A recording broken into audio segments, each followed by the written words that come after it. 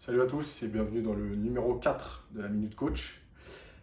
Toujours sur le PSG Lorient, la défaite du PSG à Lorient 3-2. On va se pencher sur l'analyse défensive, l'animation défensive du PSG qui n'a pas fonctionné là aussi pour plein de raisons. Avant de démarrer, je vous rappelle que liker la vidéo, c'est important pour nous. De la commenter aussi pour voir ce qui vous a plu, déplu, ce que vous aimeriez voir ou ce qu'on pourrait améliorer pour vous, parce que c'est pour vous qu'on fait la vidéo aussi. Et évidemment de vous abonner à la chaîne YouTube de Paris United. Voilà, on va démarrer donc cette deuxième séquence sur PSG Lorient avec l'analyse défensive. Alors il y a des choses qui ont fonctionné, il y a des choses qui ont moins fonctionné, on va voir les deux. Le contre-pressing, donc là on voit Lorient qui a récupéré le ballon, cette passe qui est trouvée. Le joueur est dos au jeu, mal orienté, et on va voir les joueurs parisiens faire l'effort de courir pour gêner. Voilà. Là ils sont plutôt en place, Kurzawa a fait le retour, Paredes a couvert, Danilo n'est pas très loin. Là l'animation elle est plutôt bonne, parce qu'on empêche Lorient de jouer vers l'avant rapidement.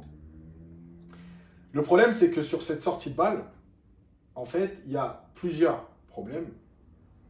Il y a Mbappé ici qui ne sert pas à grand-chose. Il y a Di Maria qui vient fermer alors qu'il y a déjà Paredes. Et en fait, le rôle de cette fermeture de passe, c'est Paredes qui doit l'avoir empêché de trouver ce joueur-là. Il est un petit peu loin, mais je pense qu'il était capable de gêner cette passe-là. Sauf que Di Maria, au lieu de rester ici pour fermer le jeu intérieur, lui va venir avec Paredes. Et cette course-là, elle va permettre à Lorient, il y avait une autre chose aussi, c'est Neymar qui est resté à l'arrêt ici. Si Neymar avait fait cette course-là, voilà, on le voit là, Neymar, il est en retard. Di Maria éliminé, et en fait, on permet aux Lorientais de venir dans un espace libéré et d'éliminer 1, 2, 3, 4, 5, 6 joueurs parisiens, et en gagnant du terrain. Donc le début de l'action, il est bien fait, mais finalement, ensuite, c'est mal réalisé parce qu'il y a trop de joueurs qui le font bêtement. Alors, ça ne veut pas dire qu'ils sont bêtes, ça veut dire qu'ils le font avec l'énergie, on court, mais ils ne le font pas intelligemment. On va voir là comment ralentir une action. Quand le contre-pressing n'est pas fait, il y a plusieurs solutions, mais la première, c'est de ralentir la progression adverse. Et là, dans cette situation-là, ce n'est pas d'aller chercher le ballon et de le récupérer, parce qu'on va être en infériorité, mais c'est de ralentir la progression de l'adversaire pour que tout le monde se remette en place. Et en fait, le problème, c'est que là, on va le voir, Danilo va décider de reculer au lieu d'avancer pour empêcher le joueur de gagner du terrain. Il faut toujours trouver la bonne distance entre le joueur, le porteur de balle, et son attitude défensive. Là, on voit que les joueurs offensifs sont soit à l'arrêt, soit reviennent en trottinant. Donc, il faut absolument que Danilo gère ce joueur-là. Et en fait, on le voit là, tout à l'heure, il était beaucoup plus haut que le rond central. Et en fait, sur cette action, on voit bien qu'il recule.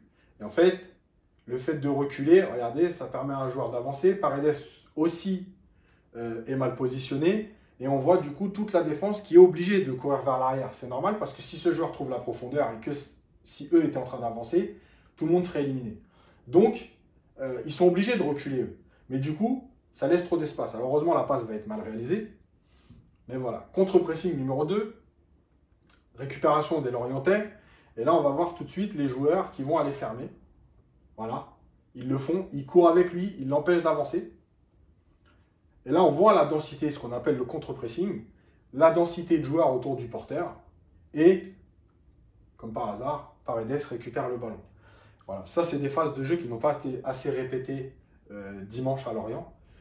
Et c'est des phases de jeu que Paris doit absolument travailler pour récupérer le ballon le plus vite possible parce que c'est une équipe qui n'aime pas défendre, n'aime pas courir après le ballon. Là, on va voir l'action du premier but et pourquoi un pressing désordonné, ça vous met en danger. Là, il y a des joueurs qui marchent. Le ballon est ici. Donc, ces joueurs-là doivent coulisser. On a le temps d'aller ensuite, si jamais il y avait un joueur capable de réaliser une passe de là à là, d'aller dans le temps de passe, coulisser. Là, on voit que Di Maria est éliminé, mais qui ne revient pas. Le ballon va arriver sur le joueur ici. Résultat, Florenzi, qu'on avait vu ici, il sort à contre-temps. il arrive trop tard. Di Maria, qui est revenu en trottinant, s'il était revenu en courant, il aurait fermé cette passe-là. Mais comme il est revenu en trottinant, il est en retard.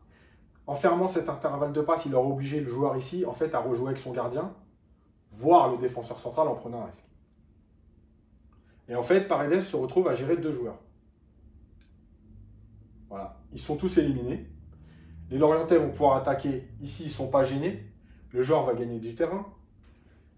Et ici, deuxième situation où on est mal positionné, il n'y a que 3 joueurs, un en retrait qui n'a pas l'air de faire une course intense. Donc il y a 3 joueurs. Et il y a pourtant 3, 4, 5 Parisiens qui courent vers leur but, mais 5 Parisiens. Là, le rôle de Kehrer, c'est soit de venir empêcher le joueur de prendre de la vitesse, soit de venir pour l'emmener sur le côté et éviter de trouver l'intérieur du jeu et être en danger. Sauf que Kehrer, il va rester trop loin de son joueur. Il ne va jamais avancer. Résultat, le joueur a tout le temps de mettre le ballon dans l'axe. Finalement, Paris rattrape son retard. Mais là, cette fois, c'est le manque d'agressivité qui va poser problème. Danilo va récupérer le ballon, mais personne ne va réellement le dégager. Là, c'est une image, mais si on voit l'action, en fait, Kimpembe et Danilo se font un peu des politesses. Tu vas pas. Là, on voit que Kurzawa, il n'a personne de son côté. C'est-à-dire que le ballon là, même s'il allait là, il n'y avait personne. Donc, il n'était pas obligé de rester là. Il fallait qu'il ferme l'intérieur du jeu. Et on va voir que ça aura une incidence, parce que sur la situation suivante, le Lorientais qui est à terre, il a frappé le ballon en taclant. Et Kurzawa est en retard, parce que s'il était revenu se placer tout de suite à l'intérieur, en fait, il aurait été à la réception, ou en tout cas, il aurait gêné le joueur lorientais. Là, il est en retard, il essaye de se jeter, mais c'est trop tard, le joueur a taclé. Le ballon va finir dans la lucarne. Là aussi, ce sont des mauvaises attitudes générales, collectives et individuelles. Voilà. J'espère que cette deuxième vidéo vous aura plu. Alors, il y avait beaucoup de séquences défensives à travailler, à discuter. J'en ai choisi certaines, j'aurais pu en choisir d'autres. Au fur et à mesure de la saison, on en choisira sur d'autres moments du jeu, sur d'autres positionnements.